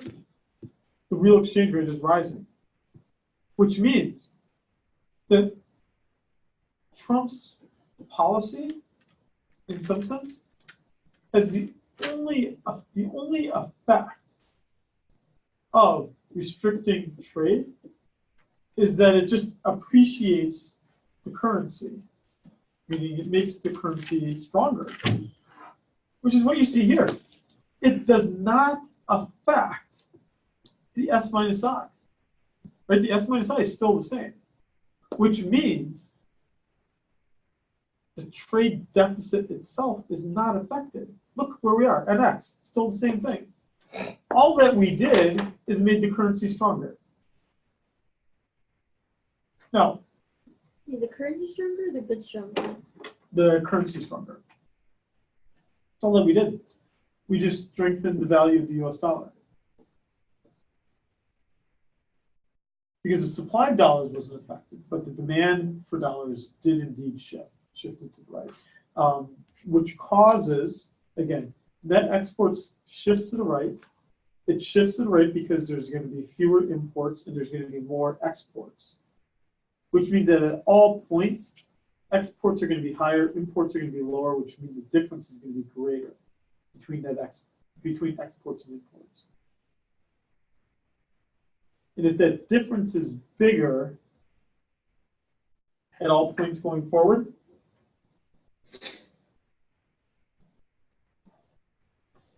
the currency appreciates. So all that it does, all that restricting trade does is appreciate your currency. But that's kind of in the long run, right? In the meantime, you probably get reelected because you need, it makes it sound like you are for your country. Just to clarify the graph a little bit. Sure. So that bottom NX sub 1 Yep. would be our exports if the world didn't exist, but what we should be doing if we were just only looking at our S and I, right? Not with respect to the world. But then our NX of E. So let me rephrase this. So the S minus I, that's our net difference in the capital goods market or the capital market, Right. market. That difference can be zero, but most of the time would either be a positive or a negative number. Right, but Okay. that doesn't that equal NX, right? NX. And it equals also SN. has to equal NX as a function of E, yes. So, but NX of E Yep. is it's how much we export from a world perspective, right? And so- Correct. so So the NX of E is the net difference in the goods market. So NX as the axis label is just telling us a number. NX of E is talking about how the equilibrium in the goods market is a function of the real exchange rate. Well, Bianca should have been here this day. She would have thought this is much harder, I think. Should I say that again? I'll explain it again. So S minus I, and I mean, you can add to this S minus I parentheses R star, right? Function of world interest rate. That is the equilibrium in the capital goods market or in the capital market, money market. S minus I needs to equal NXE because NXE is the equilibrium in the goods market. And what we know from whatever, 5 slides back or whatever, that NX of E equals S minus I. So the goods market needs to be in equilibrium with the money market. When the goods market is in equilibrium with the money market, it gets us an equilibrium price and an equilibrium quantity, just like supply and demand. Because the demand side is the NX of E, the supply side is the S minus I, right? So just like supply and demand, when you put supply and demand, you get an equilibrium price and an equilibrium quantity. That equilibrium price is not equilibrium price anymore, it's equilibrium real exchange rate. it's the real exchange rate that makes the two markets equal each other. And instead of equilibrium quantity, now we're seeing what the trade deficit or surplus amount is, which is our NX1. Does that make more sense? Okay. Or no?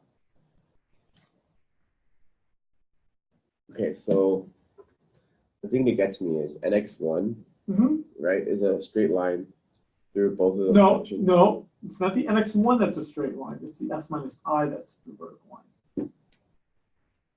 It's just showing you what's the NX1 at that point where the vertical line intersects the x-axis. Because this is NX, this line is NX, but NX1 is like, say, like, it's like 2 or 1, negative 2. Throw a number in there. Yeah, don't think of it as NX1. Just throw a number in there to make your life easier. But the label for the axes is NX because it's the dollar value of the trade deficit or surplus. Okay, so if you put a dot at both of those equilibriums for both the two functions right there, Yeah. right, they're both lining up with NX1, which would be just a number. It's the same quantity of NX1, but So my question, what's the difference between NX1 and NXE1?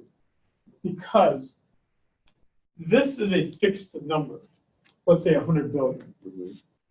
This is saying the equilibrium in the goods market is a function of the real exchange rate. This is a general form. This is a specific number. Does that make sense? But they're both net exports because they're both NX. No, not necessarily. I mean, again, this is going from net imports all the way to net exports, trade deficit to trade surplus. Oh, yeah. Yeah. So it's going from a negative number to a positive number. Is it clear, or if it's not clear, just take out the NX1 and put a number in there. And for E1, E2, put a number in there, like 1.022.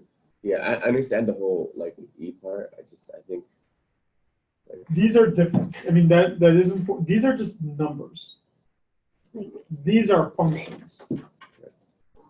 Just like, I don't have a marker here, but right, just This is the export of functions, or the exchange rate, and this is just the export as the net capital output. Which money is being. if it seems confusing to you, draw a supply and demand curve with the supply curve is vertical, demand curve is downward sloping. We know supply functions are functions. Supply equals 10 plus 2p. Demand is an inverse function, so demand equals, let's say, 35 minus 6p. But we know that here I gave you functions, right? Which is what both of these are. This is a function of the real exchange rate. This is a function of the world interest rate, right? yes. So both are adjusting, yes, but when they reach equilibrium, it's getting us an equilibrium quantity and an equilibrium price, which is just a number, not a function of anything. And that quantity is the same for both points. Exactly. So the quantity is the same, which means that a policy of restricting trade does nothing to change your trade deficit or surplus, even though it would seem that it would. That's what I didn't. Yep. So it doesn't change anything. All that it does is it changes the real exchange rate. So your nation's net exports or imports doesn't change. I mean, that's not, Right there. I should have just read that. No, I just put this up, so don't worry. This is the confusing, Okay. nonsensical part, is that it's not going to do anything to change the trade deficit or surplus. All that it's going to do is it's going to appreciate the currency, the real exchange rate will rise. But the reason why here, right, is that, yes, we're not going to want as many Chinese goods. But now, it's not like people are going to want to buy American goods. They're not going to want to buy American goods, not out of retaliation, but they're not going to want to buy American goods because they're more expensive. And it's a wash. Which gives us no change in that expense. Okay, So I get it. it's I good get it. politics, but nothing more than that. I get it now. What time is it? I only think I have like 5:42. I only have 4 more slides. You want me to do 4? Or do you want to take a break? I don't care. What do you want? 4 slides or a break for a bit? Don't matter to me. Let's just finish the first. Okay. Yeah. Let's just finish the first. So the last thing here, the last concept here is purchasing power parity, which would say that everything should cost the same worldwide. In other words, yes, currencies have different values, but if I could go out and buy Japanese yen with my US dollar, and I could buy parts of a Big Mac, a dollar should buy the same amount of Big Mac in the US as it does in Japan, as long as the two are the same product. So, I'm going to go back to this slide here, but I want to let's look at it. We are going to look at the Big Mac index, which is something that The Economist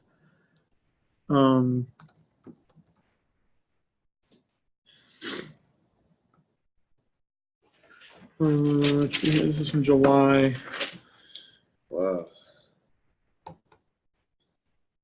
I just blew my mind. Why? Because this whole time I thought tariffs and quotas and stuff would actually change our Yeah, imports, exports and stuff. yeah. But then now that I understood what that graph meant, right? Because I didn't get that, I guess. Well, there's one other way to blow your mind, though. Remember, the U.S. is not a small, open economy. So it's not entirely true, but it's pretty darn close. It was all kind of for nothing. Like if his goal was to change the exports and imports, Well, exactly. He didn't do anything. And there's another level which But if he was We just get you shouldn't really care. I mean, there's a reason why you really shouldn't care what trade deficits or surpluses are.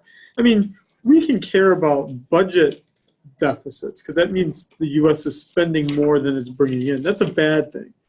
Just like you would say to a rich professional that spends all their money on stupid stuff, right? You'd say, dude, you need to budget better, right? So we could say, dude, government, you need to budget better. But a trade deficit doesn't reflect a poor budgeting of money. All that it reflects is maybe you have a lot of resources or maybe you don't, right? Maybe everyone wants stuff that you don't build, or maybe everyone likes the stuff that your country builds. No one, you can have a trade deficit forever, practically speaking, and there would be no effect on the overall economy. Look at Japan, right? Japan has to import almost. Look at even a state like Hawaii, which imports most of everything that it brings, right, that we consume here. I mean, if we thought, do we have a trade deficit in this state? Absolutely we do, and we will have one probably forever, unless we can all just get used to eating Zippies and coconut. Okay, Big Macs, unfortunately, do not cost the same everywhere in the world. Why did you use the Big Mac? What significance did it have? So the reason why they used it was it's pretty standardized. Right. So,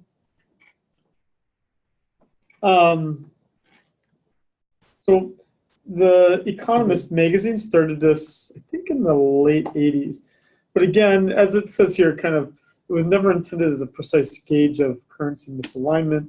But the idea was that, theoretically speaking, Big Mac should cost the same no matter where they are in the world. Because if there was a place that was selling it artificially cheap, people would buy it in an artificially cheap country and then resell it in the artificially more expensive country, right? So arbiters, which is what it's showing right here, right?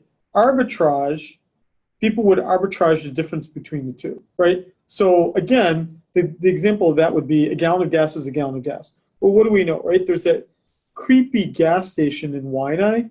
What's that one called, Freedom or whatever? That, the one on Waianae, right, as you're going up Farrington Highway. It's the non-Costco one. But it sells gas for a really cheap price, right? As opposed to, well, if you drive up Farrington, you drive up, it's south of Nanakuli, but as you're going up to Waianae, I mean, the most noticeable thing about it is that it's a regular gas station that's selling gas almost as cheap as Costco is. So, if you're in the area, why would you buy gas anywhere else, right? And there's got to be some entrepreneurial, because people in Waianae are quite entrepreneurial, right? There's got to be some entrepreneurial person, right, that would resell the gas, right, if they were allowed to. Now, right, that gas station probably won't allow them to do that because they could say, dude, you can only buy 100 gallons at a time, or something that would stop, resale. Or like in the case of Costco and Sam's Club, right, you have to be a member to get the gas at that cheap price. But if we look across the island and we look at what's the price at Aloha stations, it's going to change by like a penny or two based on real estate costs, right? More expensive in town, cheaper, and I don't know. Why wouldn't the gas station want to have someone buy the gas? Why would they make a limit of like 100 gallons? Oh, because they don't want people buying like unlimited amounts and then reselling it at the higher price and privately profiting. But wouldn't that mean they're still buying it from them anyways? Yeah, but they're probably, my suspicion is, well, let me ask you this. Why does Costco sell gas so cheap? So that people buy the gas from them? And do what? Get the membership. And do what? Shop at the stores. Exactly. So those two things. All of Costco's profits is membership cards. That's all pure profit, right? Because there's no cost to Costco to be a member, right? Except for that dumpy card they give you, right? So if I were to tell you, oh, Christian, you're complaining about gas prices? Dude, just join Costco. You can get gas cheap. So now you spend the $30 or whatever, $40, right? So they just made a bunch of money there, right? Just like why does Costco sell hot dogs for $1.50? Same reason, right? Get you to go inside the store and go buy stuff. So the gas is the loss leader, right, to support the other stuff, just like, right, just like Chili's or, some other restaurant offering food prices really cheap because they make all their money on drinks, right, at the bar. Does the factory sell drinks? Yeah. So, right, that's where all the money's made, right? Not really. People, Would it be cheesecake for you guys? yeah. A lot of people order cheesecake, but not a lot of people, like, is there an always thing on sale at the factory? It's what in the business or in the industry, any industry always has what they call a loss leader. A loss leader is something that gets you into the store to buy the other things that are more expensive. No. There's nothing that draws. So That's like happy hour, but then that's only during the weekdays. But that's fine. That's a loss leader, right? So, right, they sell artificially low-priced drinks to get you in at a low business time, and the expectation is that you're gonna get appetizers, you're gonna maybe eat a cheesecake, right? That's what like ramen places do. Yeah, the free gyoza. Yeah. So I mean, that's the whole reason for happy hour, though, is it draws people in to buy something. Or think about like the McDonald's app, right? Or even like movies, right? So if you go to like movies on a Tuesday, usually they're really cheap, but the idea is that you're gonna go to concessions, you're gonna, buy other things.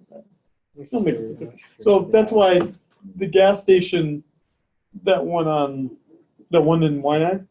What do they make out though? So probably what they do is they want people to stop there who otherwise it's kind of a creepy area, like.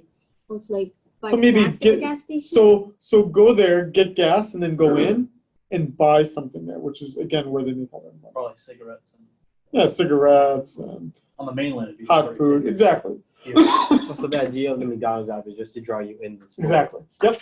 Okay. Then you get free fries using the app, and then Buy one medium. You gotta buy cafe, something else. Get one for a penny. Yep.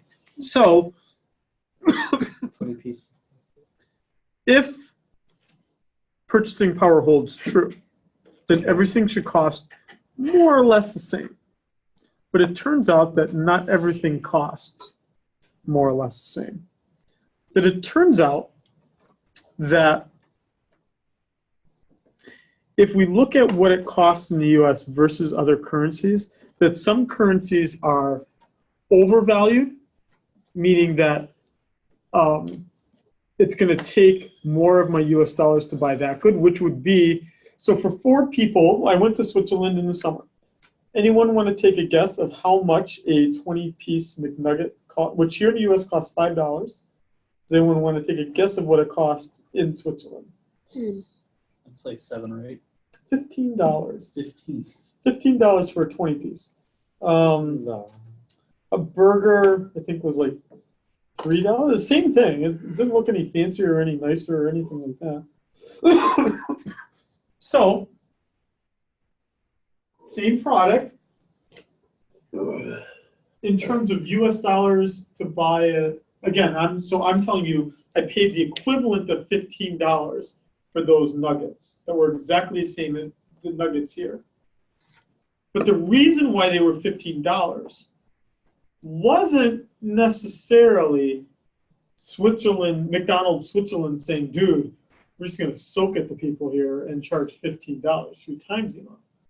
The reason why it was more expensive was because I can't pay McDonald's Switzerland in US dollars. I have to buy francs to get the Swiss, right, the Swiss nuggets. So the reason why it cost so much was in the exchange, not in the product itself. That's why I use the Big Mac index, because then you can say, exact same product. I'm not paying anything more for a fancier version of the Big Mac, right? So you'll see in the description, if you just type in a Big Mac index economist, you'll see they tried to control the fact that the Japanese version is gourmet or something like that. So if we have a homogeneous product being the same everywhere in the world, the reason why it costs more in these countries would be that the currency is overvalued, and here it is undervalued. Now, the question would be is, why would a country intentionally change its exchange rate? So we can see this here. These are countries now that are overvaluing versus undervaluing, which is kind of a new concept for us now because we just always assumed that countries couldn't do that, right? That they just had to,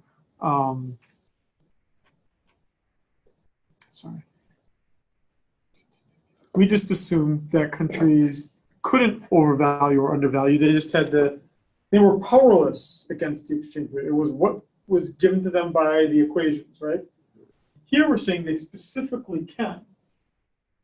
So how do you undervalue a currency or overvalue a currency? That's the question, the last question for today.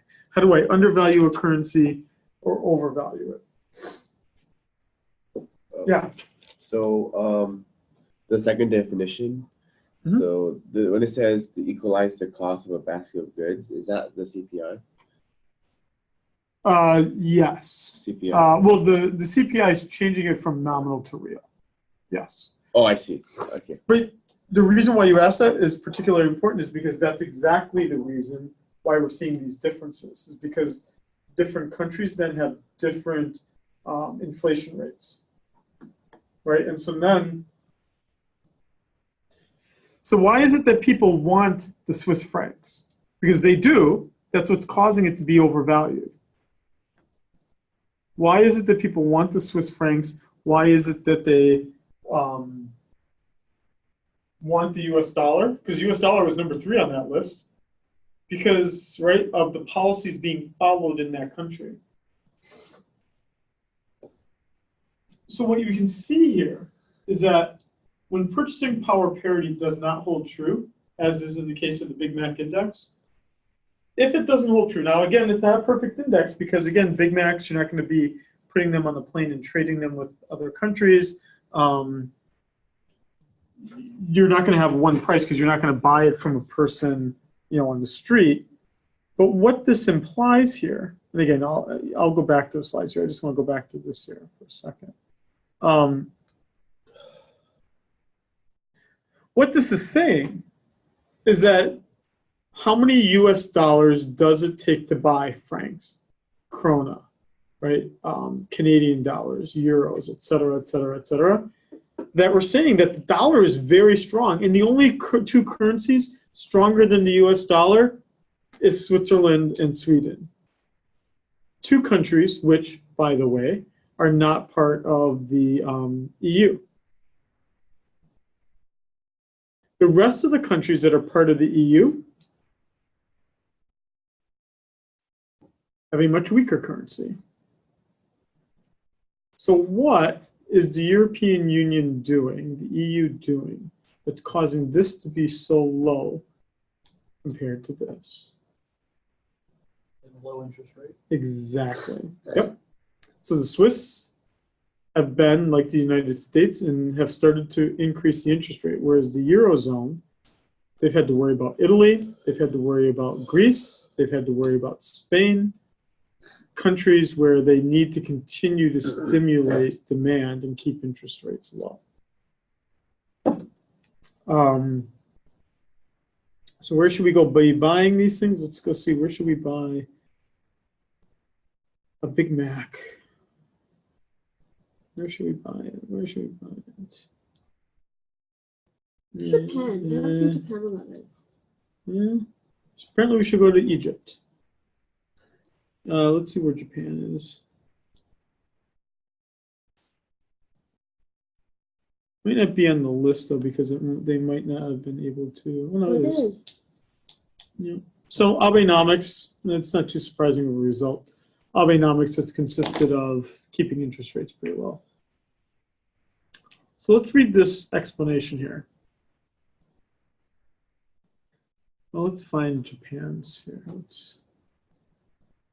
There we go. Okay. So Japanese yen.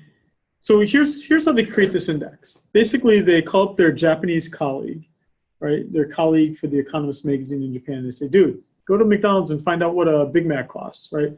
Ask them for without that third layer and just regular version. They say, okay, 390 yen. Okay. And then they go in the US restaurant and they find out, okay, it costs $5.51. So they see what the two prices are. Then what they say is, okay, if the product is the same, then what would those two differences imply? So what they would say then is, okay, let's divide 390 by 551. What's 390 divided by 5.51?